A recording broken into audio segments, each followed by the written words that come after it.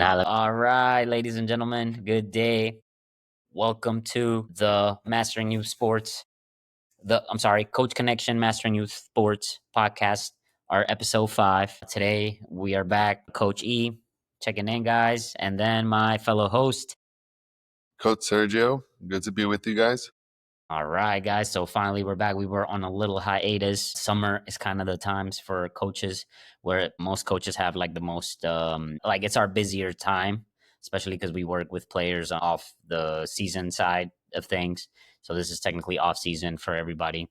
So we've just been a little busy. Also, I was traveling. I went to Colombia. For those who don't know, I'm originally from Colombia.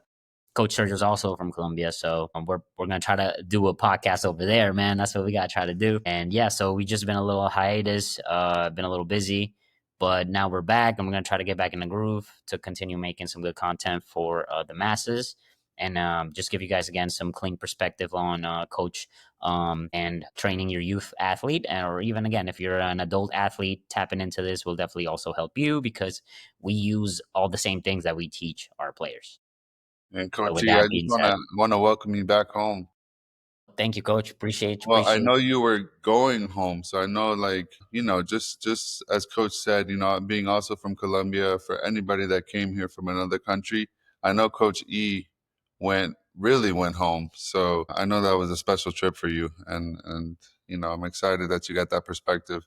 And I'm looking forward to going back soon. So I know I that's can't wait for you to go. Like I said, my goal is actually to try to meet you out there and try to sneak off for a few days and go hang out with my boy out there in Colombia. And yeah, it's always nice for anybody hearing, listening, watching. If you're looking for a cool vacation, definitely Colombia is a great spot. Yeah, it's dangerous, but there's dangerous parts in Florida. If you just stay at the good spots, go where you're supposed to be, don't go anywhere you're not supposed to go to, you'll have a great time. And obviously, if you have some dollars and you're really that paranoid, you could hire security. It's just like whatever you want, but we definitely recommend it. It's if it makes you feel that comfortable. I know me and Serge go out there and we just be going about our business, and for the most part, we're pretty safe every time. So, what do you think about that, Coach? Yeah, I think going with the local is good, but again, being from there obviously for us is a little bit different. But just respect to anybody that has a chance to go home, or if you were raised here like we were, but get back in touch with your roots. I think it's super cool, super important, and I'm trying to do that with my kids now. My baby's been over there a few times already, and now with my son, I want to do the same thing. Yeah, man, super cool, and as you get to know us and Coach E, especially just traveling to different places, getting those perspectives, man, it's just like an instant shift of perception when you come back. I know I always come back feeling re-energized, so that's super cool, man. One day I get my passport filled up like you. Yeah, let's do it. I mean, I wanted to take some trips. Like I said, I love traveling with friends and close friends of mine. So that's why we're due. We're going to test it out in Colombia, and then hopefully we can go some other places. Maybe help some players out in Europe and things like that in our future. But yeah, no, perspective is everything, man. I feel like that's the cool thing about traveling. You just go and I think again, Americans, we sometimes complain a lot, but when I leave and come back, I'm like, man, Florida's really nice, and I really love living here. So for those people who don't like Florida, I'm sorry, man. I don't know. It's one of the best spots. It's the reason why people always are moving over here, and they made our houses super expensive. But it's all with that acknowledgement that it's a very nice place to live. So that's why people want to play, want to live here, and even play here sports wise. That's why a lot of players look out to come to South Florida because the taxes, of course, and yeah, it's just the weather, everything, the beaches. It's really special. It's a special place for sure. So if you haven't came out to Florida, definitely recommend you to come out to Florida. It's a nice spot. All right, let's get into it. Let's get it. All right, so we're gonna start with our first topic, Coach. And we're gonna touch. I'm gonna let you chime in on this first. Is common injuries in soccer. What are some of the main things you're seeing from, like some of your private stuff and also some of the team stuff? Right, and I think just starting again from a broad sense of just our philosophy in general. This is one thing I learned from you, Coach, from Boyle. Just our first job as trainers is to do no harm.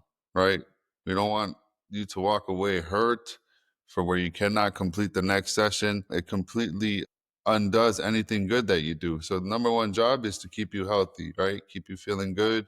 And then we can build a foundation and start to get you strong from there, right? I think in general, the way that things are trending where people are, especially at the higher levels, they're starting to look at rehab exercises as actually these are exercises you need to do all the time, right? There's no longer rehab. These are actually the foundation of the whole plan that we're building. So I think in general, I try to apply this to, soccer players as specifically as I can for their, for their injuries, like, which are typical to field sports. You have your leg sprains, your impact injuries, and then you have your soft tissue muscle pulls. There's very specific groin ones that I know we're working with the client, both of us trying to get them back. And a lot of these injuries just come from overuse, repetitive of the same motion, but also what can we do to prevent them, right? And that's where I think implementing the prehab or the rehab, and just in general having uh, a safe yet effective strength and conditioning program, which I'm sure you want to jump on this because I know it's a big part of your philosophy and how you work. So if you want to touch on that, on the You know, strength and conditioning. well, no, the first thing we should talk about is start off with where you said that a lot of the injuries are kind of too much work. So I think that's like the main thing that players need to understand is that you need to have like a work to rest like ratio, and it's kind of different for every player because some players are a little stronger, some players are a little tougher. But obviously, playing through pain is part of playing too, right? Like you got to try to play. You're probably never going to be 100%, but you could definitely be in the 99, and that's probably like really good, especially if you're playing all the time. But I definitely think most players are just not, they're not resting enough and they're doing too much. And that is where the strength training comes in. And some of these rehab exercises, or we could call them prehab, right? Like, preparation for or whatever, like to get you to a normal, like quote unquote normal exercise. I think rehab exercises are normal exercises too. I think they're just a little bit easier, and that's why some people tend to hide from them. But obviously, if you've ever done some of these exercises, the thing is that like most people never do is like when you do some of these, you're gonna feel like a lot of different things, and and some of them might actually be, like to me, it's shocking how much in travel sports, not everybody can do a plank, right? And so like a plank is like a very basic exercise. Like I feel like everybody that's like you 12 and up, like playing and travel, whether you're the C team, the B team, or the A team, like you probably should be able to do a plank. Like it'll help you out. So this is the type of stuff that kind of you For were sure. getting at, right? But plank is a precursor to a push up. Same thing. So those kind of go together, right? But even so, let's talk about a split squat, right? Like again, a lunge. Like a lot of players really can't lunge the right way, and like that's okay because that like a lunge is kind of to me a very explosive exercise. Like I don't even really lunge with a lot of my players because they're always playing and they're always practicing. So to me, it's just an exercise that I'm gonna not use as much because it's kind of like it has a lot of impact. But what you got to understand with it is that you could build to a lunge with a really good split squat, right? And then if you can't do a split squat, then you could also do a split squat isometric. And so, like, really, I just gave people like a regression right there, like where to start. If you can't do a up and down good split squat, you work on the hold pattern, the position. Once you're really good at the position, then you go to dynamic.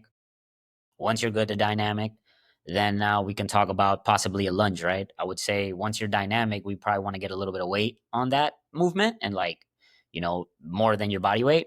And then we can do a lunge because when you think about a lunge, you're not only stepping forward, gravity is also, pulling you down. And on top of you pulling down, you have to be able to stop all that force.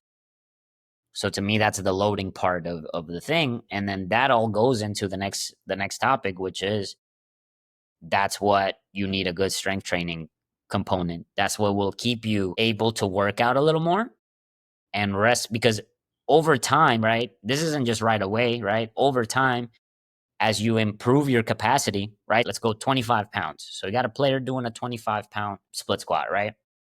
Our goal, right? If the player weighs, let's say the player weighs 100 pounds, which is more the area we're kind of in, like some of the athletes we see, like the how much they weigh, right? Like I think our first step would be to get them to split squat half of their body weight. Like that would just be step one, right? And I think once a player can split squat their half of their body weight for like 6 to 8 reps, pretty good. Doesn't have to be like immaculate form, just decently looking. Then you could probably start talking about lunges, right? So the thing that you got to understand is as you see how we were able to go from like a less aggressive exercise to a more aggressive exercise, going from a split squat to a lunge. That's what the strength training allows you to do. It allows you to like expose yourself to more explosive drills to be able to go and train a little more on your skill, because now you have a bigger capacity. You had a 25-pound motor, and now if you could do 25, you've 100%, because you went from 25 pounds to 50 pounds. So now you've 100% your capacity. That's going to help you. But just because now you're stronger, you still have to be aware of how much, you're actually doing. And I think that's the problem with, I think we get some kids, right? You'd agree with me, coach? There's two kinds of kids. Some, like the type A kid, works too much. Type B kid doesn't work enough. Right. And I think well, it's a lot to unpack. Like I think in general, you have to remember that the strength training is for the skill, but it's also like not the skill. Like you're Right. not doing that repetitive motion, which actually does often lead to injuries. And I think this is what the professionals have figured out. Hey, you have to do a variety of different exercises just to keep your body, to keep things in balance and check. And that is what's going to ultimately help you execute the skill later. A lot of times, like kids are obsessed, especially the good ones. They're obsessed with their skill and they're really good at it. But how often are they doing this extra stuff? How often are they doing push ups or planks or even know what a split squat is? What they don't even know what it is, or let alone separating both leg from single leg exercises, a squat from a deadlift. The difference. So I think again, people focus on the sport and that's what they care about, but they don't realize like how all the extra stuff that's being done just to supplement the sport, and the skill itself. And a lot of times that's the bucket that's empty, right? A lot of times you'll get kids that are skillful, but they don't want to do that. They don't want to learn the proper technique for a squat, or they don't want to do the sprints, like you said, 100%. So I think it's all related, man. But I think not enough emphasis is put on the physical side and the effect that it has in the sport, you know? And I think yeah. You wanna Yeah, go? no, I think you're right on the nail. Like, I wrote that down because I thought it was so cool. Supplement, it's a supplement, right? So we're still ultimately trying to become the best soccer player, baseball player, soccer player. I mean, basketball player, football player, whatever your sport is, tennis player, golf player. Like you're trying to be the best player, but everything you do, like a mobility routine, right? A strength training program, like all that stuff is to supplement your, like, to allow you to potentially play better. And I think kids don't get that. It's what helps you. It's like if you don't do it, there's nothing bad that's gonna happen. But if you do it, good things are gonna happen. And So if it's you more really like, want to be a pro, you're gonna learn this eventually. So you might as well get ahead of the game and learn it now. And that's what's valuable about this knowledge, and that's we were talking about earlier how you were hearing from a client how so many people don't know what they're doing. So many trainers, don't really know what they're doing. So when you're getting the real knowledge, like, the best thing you could do is try to take it in, understand, put the pieces together, which is why I think it's a good connection here with the mobility. I got a question for you. I want to hear your take on why is mobility not stretching, and then how does it tie into a good warm up? You know, like what is mobility? right. So mobility, I think I think there's gonna, like, this is again, like, this is the thing with strength training is like you can get to, like, obviously our goal is to try to get people like faster, stronger, more resilient, right? Like reduce risk of injury. Can't prevent it, but we can reduce the risk and obviously make them better at their sport, right? So like you can go about doing things many different ways, right? So to me, mobility and flexibility, they're kind of like the same thing. It's just like depends who's saying it. Like if we showed our parents some mobility stuff, they might call it flexibility training because that's kind of what it was more back in the day, right? And and then they're kind of right because mobility is stretching, right? But I think when you're stretching, I think the stretching we did, for example, the stretching I did in high school with my coaches, it was literally just stretching. But when we're doing the mobility work, like with the knowledge that me and you have gained from all these other awesome people that helped us out become better coaches, is that you can focus certain, mobility exercises for, like, you can have mobility stuff for your ankle, you can have mobility stuff for your hip, you can have mobility stuff for your shoulder, you can have mobility stuff for your low back, Joints. thoracic spine, right? So this all has to do a lot with like how the joints move, right? Because ultimately, like, mobility could just be like my wrist, right? My wrist could bend like this, right? And that's just range of motion, right? It could go like this, it could go like this. But then if I have to hold something, does that change?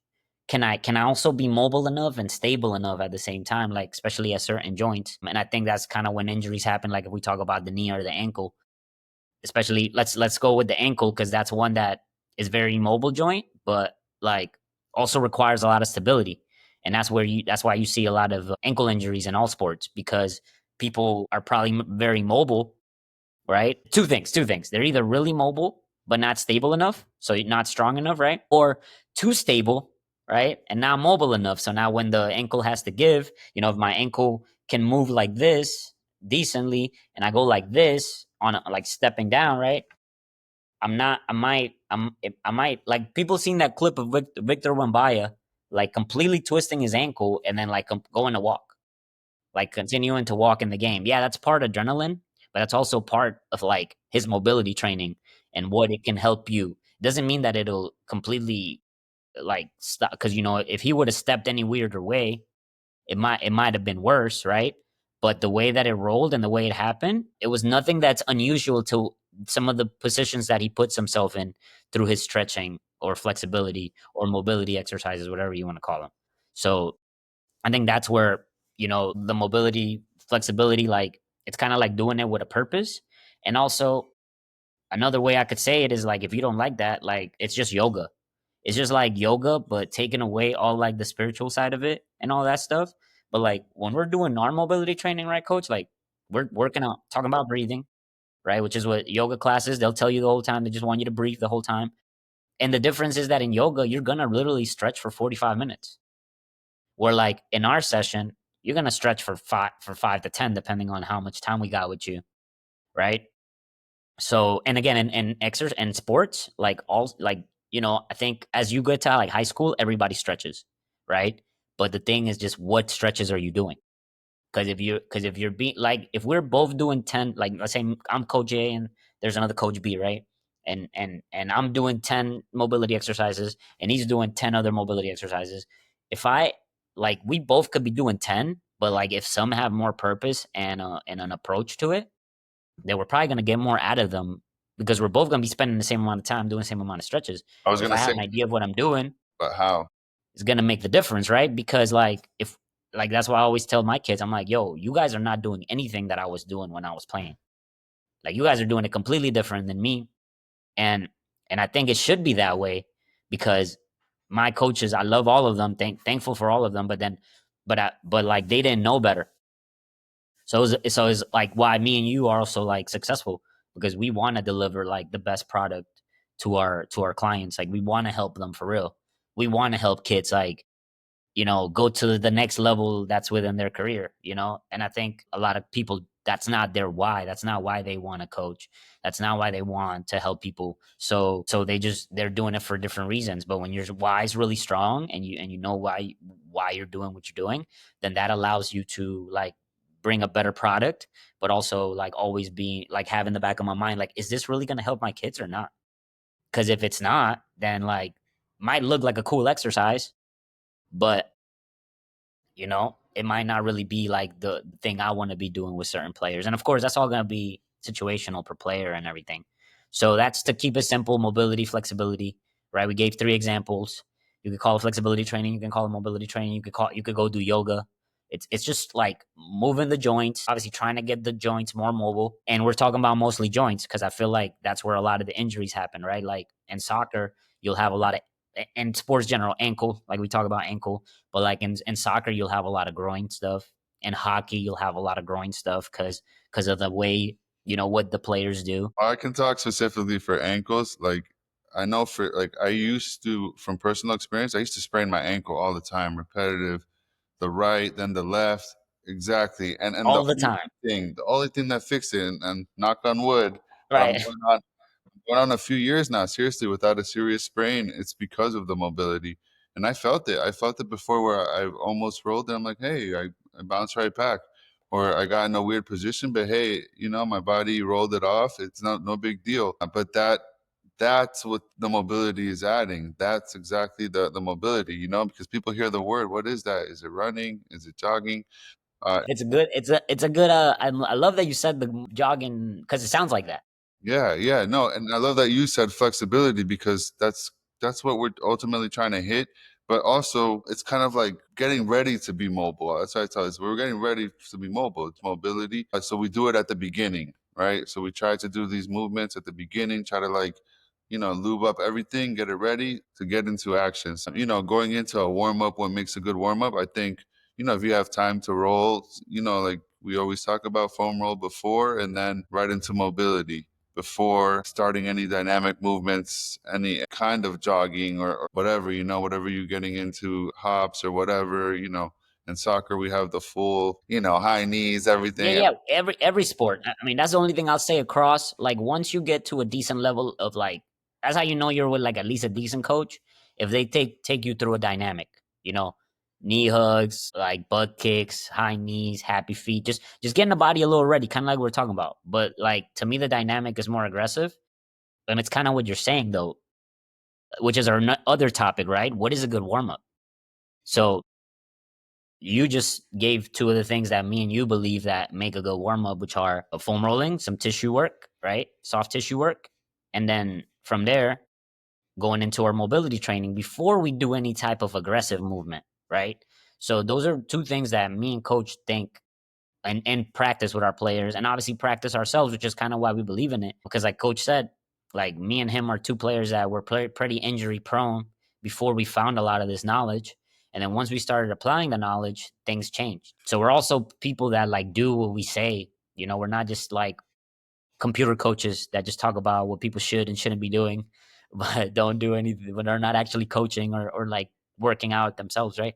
So like we think that's part of a good warm up. Foam rolling, mobility, and then the dynamic is what we were saying. Like that's the next step, which is actually the first step in most coaches. Yeah, I was gonna say that's usually where people start, But right? they're missing the whole other two pieces that to me, and shout out to Mike Boyle, shout out to, functional movement systems and Great Cook and those guys and Michael Boyle strength and conditioning. Like those guys are awesome because they're the ones that really put us onto this knowledge of like, you know, soft tissue work and then working on the mobility. And again, having some good stretches, like knowing even what does this stretch do for the player, right? So even like, all right, so you have tight hips. All right, but what exercises are we going to do for tight hips? Because I see a lot of stupid exercises for tight hips, and then and again a lot, and I think a lot of the things that people don't realize is that like the way you get into these positions is what's important.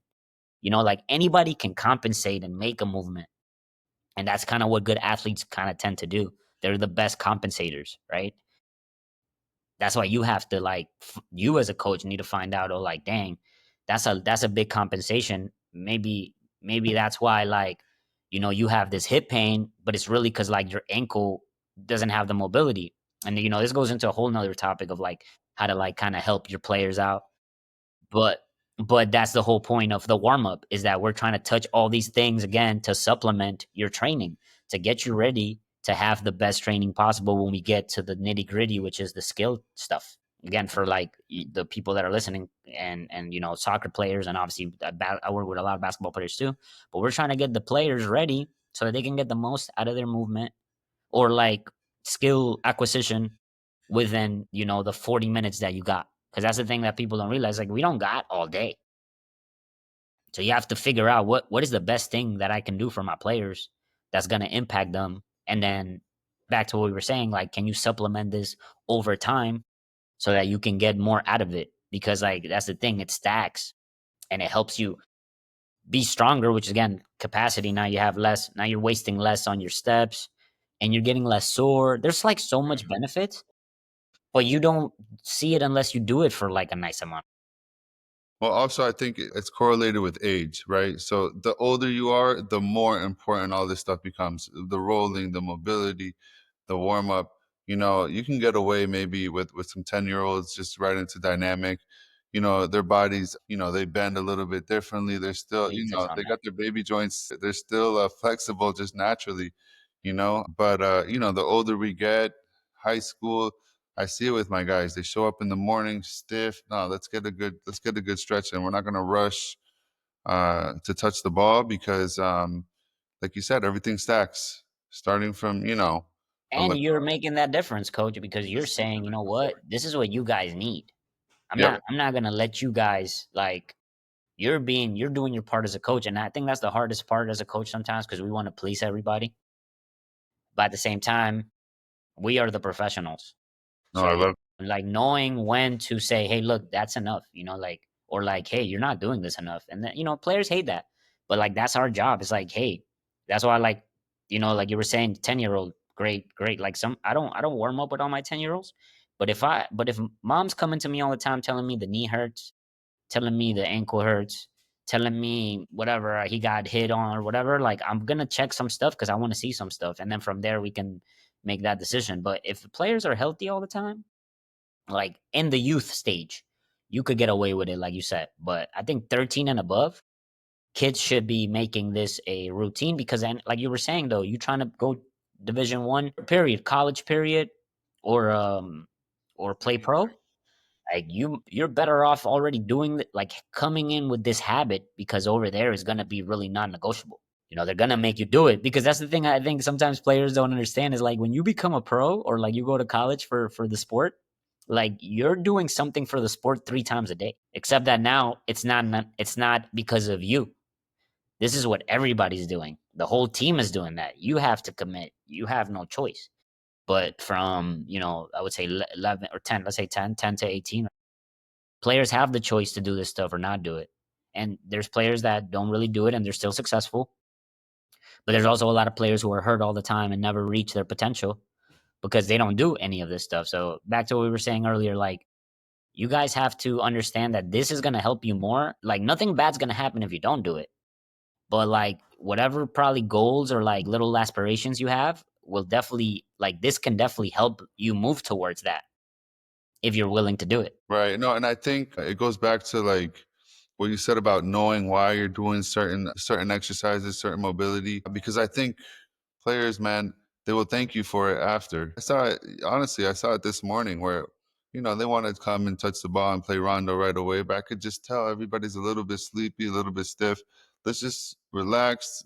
We get right into it. We're gonna get right into the mobility and just get a good stretch, start to feel good, and then a good dynamic, and then I could see them start to wake up. It's normal, and we had a great session after.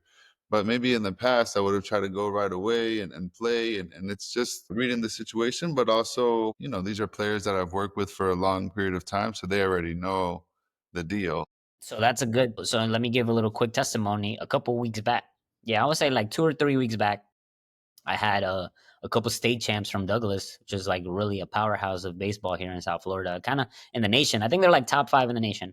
But I got 2 players to come and do some speed work with me, and the session was only like an hour. It was a lot of speed. It was like speed and whatever. But before we did everything, I made them foam roll, and I did like a super like mobility session for them. And like when I finished, one of the players was like, "Hey, coach, I want to just like, can you send me some of those videos? Cause like whatever we did, like it helped me like feel better in these parts of my hips that I hadn't been able to like feel better in a long time." And I was like, "See, like so that's like the power of this stuff. Like a lot of people hate it, but like when you're an actual real athlete and you're doing this stuff, like you automatically feel the difference. The thing is that I think good players tend to sometimes like see what helps them and are more aware that like, oh, this is good for me. Sometimes other players, not as saying that they're good or bad, but it's just they're not aware of that right away. Like They're not in they tune don't with capture the, that. it's I think it's hard when you're young, man. Like, Yeah, for sure. The you know, young thing is absolutely, guys. So if you're like young and you don't like mobility work, like it's nothing wrong with you. That's just normal. And same thing with the parents listening. Like if your kid's not super like determined and disciplined about like his craft, you got to give the kid some time. Like I think sometimes you get lucky and you can get some 12-year-olds like that. But I feel like that happens more towards the 15-year-old age where like kids really like lock in if that's what they want to do. Cause it just depends on the kid, you know. Some kids really just see sports as fun. And I think some parents have to realize like and have that conversation with their kids, like, is this really what you want to do or is this just fun? Because then the parents' relationship has to adjust to whatever the kid is trying to really accomplish. the parent can't want it more than the kid, and it is one of the saddest things that you see.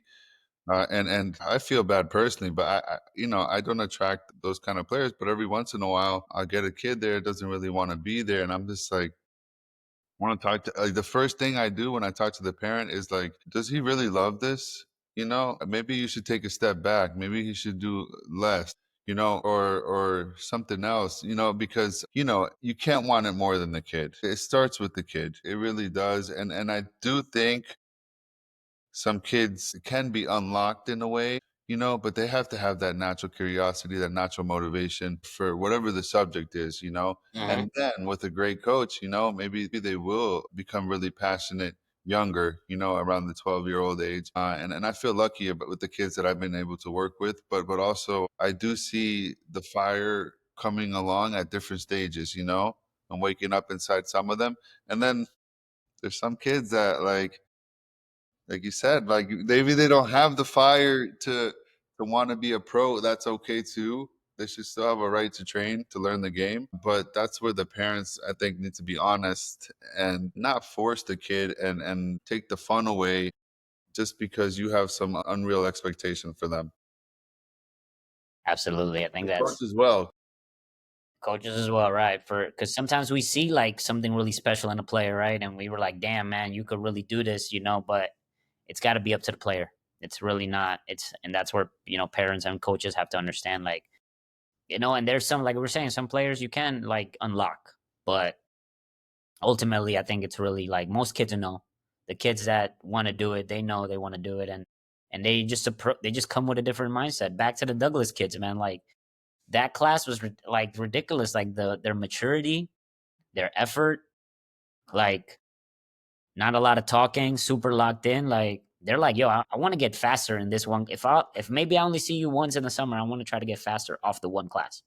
Like that's how they approached it. So like, you know, when players compound like that with their strength training, with their skill training, like good things happen. You know, I think that's another thing for us to really preach to the players and the parents too, to understand, like, if your kid's putting in the work, you shouldn't worry about it because it's gonna come out. It's gonna happen.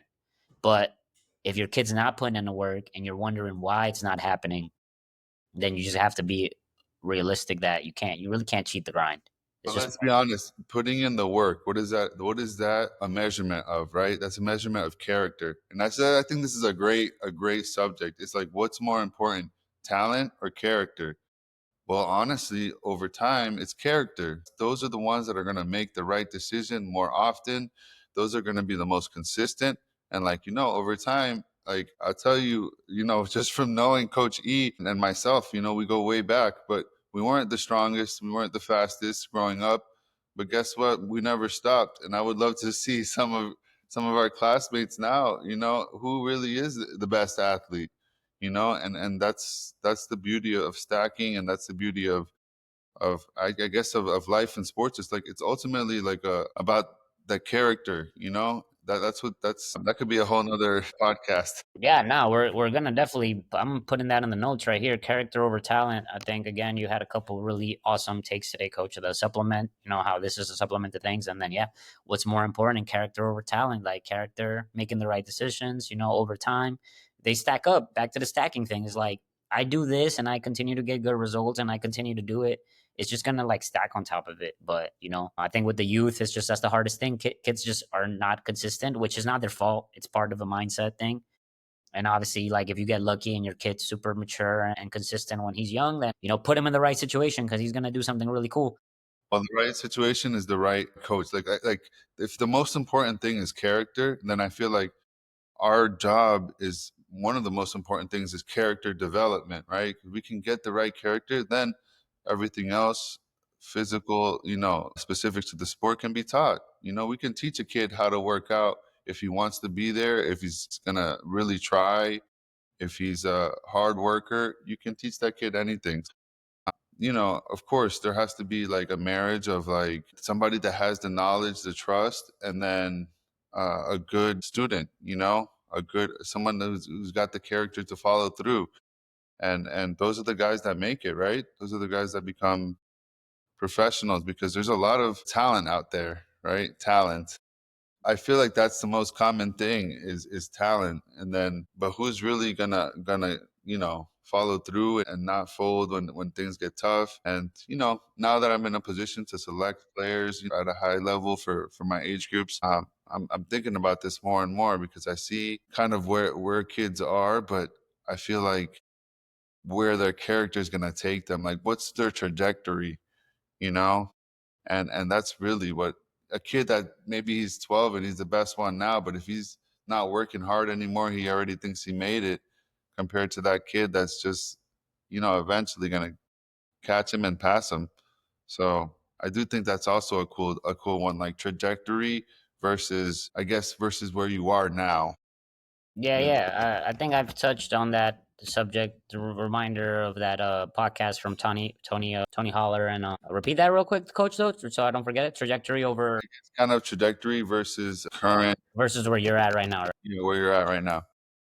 Yeah. So just getting some stuff ready for y'all for the future. But yeah, like Adam Archuleta, big time safety in the NFL. He was like, what happens to the kids? And you can go on my Instagram, the Let's Help Athletes, and I re-recorded it or whatever and posted it on there because all he was saying is like, those kids that are really good at first, like that are early, like the kid that was the best kid in sixth grade, best kid in seventh grade. And like what he says is like, I was never the best kid, but like, the best kid in high school, the best kid, what happens to those kids? Because those kids end up not being the best in the long term. And that touches base on what you were just saying that like, if you're too good too fast, it's not that it's bad. It's just that if you can't continue to stack like a player that's hungry and not good right Gotta stay away, hungry. then they're gonna beat you over time. So that's kind of all we're saying. And And you gotta have some good influences, man. You can't let the ego get out of control and think that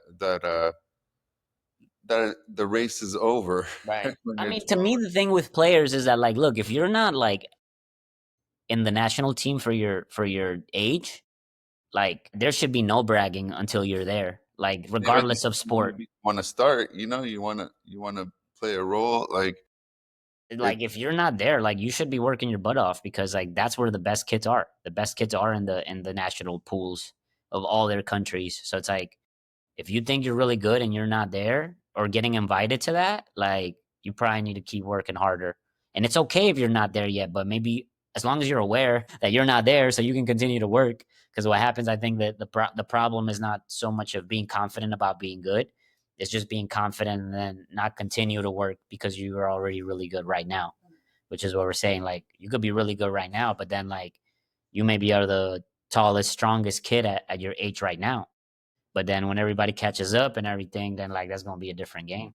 well, you also wanna keep improving, right? You don't wanna, again, if you're if and this is one thing I've learned as a coach, from different team environments, different clubs where I've been. That's the time I wanna make a move. When I feel like I'm not improving or I'm not challenged or I stop learning, all right, it's time to go seek out some other knowledge or another environment, because ultimately you need to keep growing, you need to keep developing in this, and all those cliches are true. If you're not getting better, someone else is. I think there's certain themes that I think we're gonna continue touching on, Coach. Probably every episode they'll come up. Of course, the main topics, and I think again, like because we do it off the top, like people realize these are the real conversations that we're having with parents all the time and with players all the time, which is like the uncomfortable stuff that nobody talks about. People just see like the kids listening to us and doing the drills. They don't see all the things that like we say behind the scenes, and like how we have to like sometimes, get serious with people. Sometimes we have to like be nice to people and lift people up. It's just all this stuff goes into the whole character development and the trajectory, which is kind of what we're trying to do as youth coaches. Is like we're trying to get players to be the best possible, and then whatever they want to do with that, it's like ultimately up to them. But we're gonna make sure we do our due diligence and prepare them as best as we can. Yeah, and last thing on the character side, it's just like it's so many things, but the big one of the biggest ones is like the example that you set as a coach, being professional, being ready, showing up on time, doing all the little things because ultimately you could say whatever you want. If you have kids, it's not what you say, it's they're gonna follow what you do, and how you do things. The other day I had a little scrimmage, and I told the boys they were starting to show up to the field. I'm like, "Okay, circle around and stretch, and we'll wait for more people to get here." And I watched to see what they would do, if anybody would step up. What do you think? Nobody. No, they just stood around, looked around, sat on the bench, talked. So I come back 5 minutes later, and it's early. I hadn't had my coffee yet, but I was a little bit stern. I'm like, guys, I asked you to do what? To circle up and what? Stretch. And then I'm like, do I have two guys step up? Again, this is a brand new team.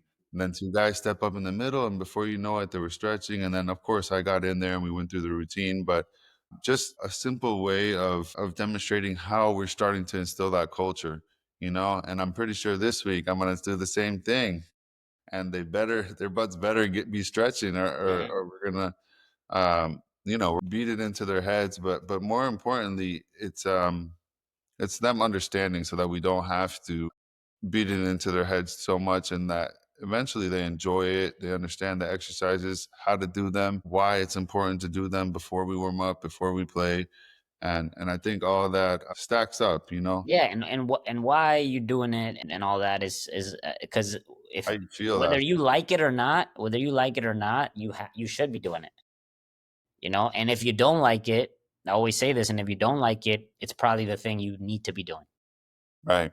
Like, Right. because a But lot of kids that hate stretching and the mobility work, it's just because they're not good at it, but it's because they never do it and they're super tight, so everything's uncomfortable. But that's, we're trying to help you get out of that. So it's just, yeah, it's just part of the game, and it's tough for all of us. We've all been there at one point, but the more you do it, the easier it gets, the better you feel, and the more you want to keep doing it. So, yeah. last thing to touch on, Coach, we want to give you guys some things that we think are good for players to do to help reduce risk of injury and hopefully feel better from day to day, right? So, do you want to start with some of the ones you like to do, Coach? Or, Yeah, well, I got a good one. I think. I uh-huh. think in general, I'm looking at the camera. It's like your posture, right? Just being aware of your posture and your position, your body positioning throughout the day. I had a player. He got a little mild hamstring pull, but I'm like, oh, when did it happen? Was it when we were sprinting, when we were playing? And you know what he tells me? No, coach, it happened. I was at home. I was reaching down and doing some, I don't know what he's doing, some static stretch, trying to, I don't know, prove something with his brother. And he Hmm. hurt himself that way, that he can go further than his brother. But it's just like, yeah, you have to be a little bit aware of your body, especially if you're putting it through some rough workouts. Hmm. Okay, let's have the best posture. Let's not overextend or do something silly. Sometimes I get home with all the groceries and try to do it in one route. Like, I don't advise it. Hmm. Just in general, I think posture is a good one, and just be intentional about your rest. If you're gonna rest, rest. Don't lay on the couch with your phone upside down. You start to do things with your body. Maybe you think you're resting, but you're actually, creating stiffness, or just not really resting, not Yeah, for really. kids, that's the main thing, man. I think all athletes from 10 and up now in this life that we're living, this like era, Just get off the phone, try to sleep 7 to 9 hours. Like you're gonna feel so much better. But just people are addicted to the phone. It's really hard.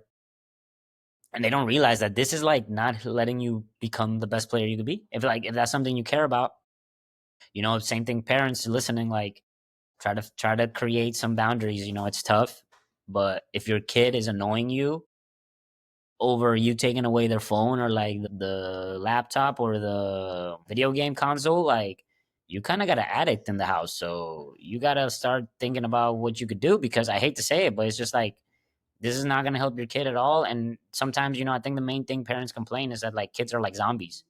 And it's like, yeah, it makes sense. Like when you're glued to the TV, like playing and giving all your energy, all your focus, when you're off that, you're like, so Turn your lights definitely, off, you know? yeah. Turn your lights off when it's time to go to bed, turn the TV off, Just try just to go to bed. Yeah, try to go to bed and try to go to bed at a reasonable time. Kids don't have as much responsibility, so it's just about you guys trying to get your hours in and even taking naps too. I think that's super. That helps a lot. I think, like we said, a good strength training program will help you reduce injuries. Good, because that should include some mobility work in there and some strengthening in there. That's going to help you again build the capacity time to for handle rest. more. And time for rest, like a good Yeah, and balancing that, right. So like ultimately, like players have to have a day. Parents listening, like you can't have your kid train every day. You got to give them a day off. Some kids only need one day off. Some kids might need 2 days off. Like as a parent and a player, like you got to kind of figure that out. You could ask a coach, like now in the summer, I had a couple parents that wanted to help them build a workout routine. They typed it all up, send it over to me. I did a few things on it. But again, to me, it's like, I'm not going to make that for you. But if you make it, I will gladly revise it and like help you with it. But like, again, that's from the parent taking that initiative. It's not the kid. It's not me. Cause, the kid doesn't know better. And me, as much as I want to do that for every player, I'd be too busy to do that for every player. So it's again a teamwork effort. Parents and coaches come together, and we can really help the kids get in a better position. Ice baths, obviously, I like ice baths. I think those are good for you. I think like anything too much of it, probably once or twice a week max if you have access to it and you can handle it. Same thing with the sauna, right? I think all those things can help, but ultimately, nothing is as important as trying to eat enough food. Because I think that's another thing kids don't do. They don't eat enough. Um, and trying to sleep. Eating enough calories to replenish. Because like for example, parents don't understand. Your kid in a normal soccer practice might be burning 2,000 to 3,000 calories in one session. One session. sure in mind. So that means you have to be like if you don't you want your kid to deteriorate, he has to eat at least that much after. At least that much. And then from there, like if you want him to gain weight or whatever, eat, you have to help him eat. You have to you have to help them because kids just they don't need to eat as much because they have a lot of energy, but that doesn't mean they shouldn't be eating because that's what helps them feel good, pay attention, and potentially, not pull something. Right, not pull something and grow, because I feel like every kid we work with, I think every kid wants to be the tallest, strongest version of themselves. So it's like the food and the rest, the food and the sleep are what's gonna really make the difference. Yeah, and I think understanding when to rest, right? Like some of it's common sense, some of it, a lot of it's being in tune with your body. But when you practice really hard or have a game the day before, the day after, 48 hours after, like yes, you can go and do stuff, but also you shouldn't overextend yourself those days because you're at a higher risk of injury. And also, when your body's recovering, that's when you are making those gains, right? That's when you are literally like evolving to the next level. So you don't want to get away in that process. You need time to grow, to sleep, to take that next step forward, and then you're going to break it down again, and then we take a bigger step forward. But again, it's everything. It's the food, the sleep, the devices, the character to make the right choices, right? Because we have a million of these choices every day. So just the consistency, the discipline, which ultimately is the character, and going back to that, if we can all strive to be the best version of ourselves, we're all gonna be able to keep developing, which I think is the goal. And I think this applies to everything, you know. But of course, we see it through our lens of working out and sports, Yeah, and for sure. specifically for kids. Yep, it's just a good overall for anybody to just, do something daily. Obviously strength training to us, we like it. It's stress. It's a good stress that can help you better over time. So like, but I think with even some of the kids we get to do like strength training with is like hopefully they take this habit into the future and like it can help them continue to be healthy, but also teach them about the character and the mindset and all that because you learn through the working out. And same thing with like your sports skill. Like, I always tell kids, I'm like, like especially the ones that are a little more talented, I'm like, yo, why do you think you're so good at your sport? And I'm like, do you realize that you've been practicing for like 5 years? Like that's why you're good. Like you're not just good because you started playing yesterday. You're good because you've been playing for 5 years. Kids don't get it, so it's our job to help them understand it. Yeah, I didn't get it when I was little, but man, Yeah, absolutely. I do try to remind them too how special it is. Like, and that they might be like you said 12, but guess what? They already have a career. Yeah, they've already been playing for a minute, and some of them at like with real competition. All All right, right, coach. Coach. Well, always a pleasure, guys. Like always, follow us, Coach Sergio Mosquera on Instagram and underscore. Sorry, let's underscore help athletes online. We always put it in our show notes. Follow us. DM us any questions on training, soccer training, strength and conditioning for youth athletes. We'd love to, just get some feedback from whoever wants to learn and talk and ask us questions. We're here to help.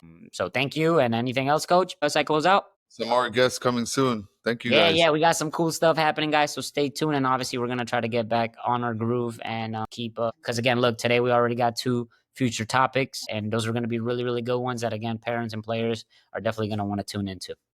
Yep. All right, guys, thank you so Thanks, Pete. much. Have a great day. Take care.